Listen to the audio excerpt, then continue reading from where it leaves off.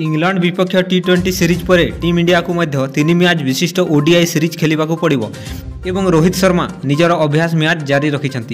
रोहित अभ्यास मैच रे निजर चमत्कार प्रदर्शन देखाऊँ। रोहित शर्मा दीर्घ समय धरी एक खराब पर्याय दे गति करुले किंतु वर्तमान लगुच से खराब समय समाप्त होईछि कारण रोहित शर्मा को हिटमैन अवतार पुणी थे देखा मिली।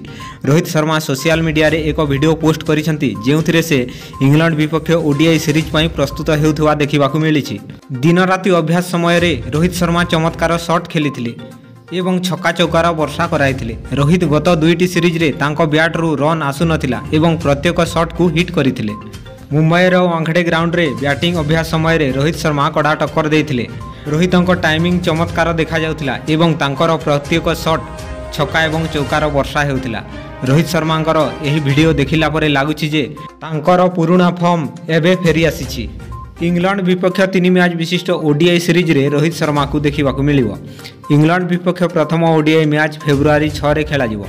द्वितीय ओडीआई फेब्रुआरी 9 रे एवं तृतीय ओडीआई फेब्रुआरी 12 रे हेबो। एही ओडीआई सीरीज पर टीम इंडिया 19 फेब्रुआरी रु आरंभ हेबाकु थिबा चैंपियन ट्रॉफी पई दुबई अभिमुखे यात्रा करिवो। इंडियार प्रथम मैच 20 फेब्रुआरी रे बांग्लादेश विपक्ष रे हेबो। रोहित शर्मा रणजी ट्रॉफी मध्य खेली पारिबे बोली खबर रही। निकटरे से मुंबईर रणजी दल सहित अभ्यास करथिले। टीम इंडियार समस्त खेलाड़ी को रणजी ट्रॉफी मैच खेलने को बीसीसीआई कहिछि। जदि सेमाने ताहा न करंती सेमानक विरोध में कार्यानुष्ठान ग्रहण कराजिवो।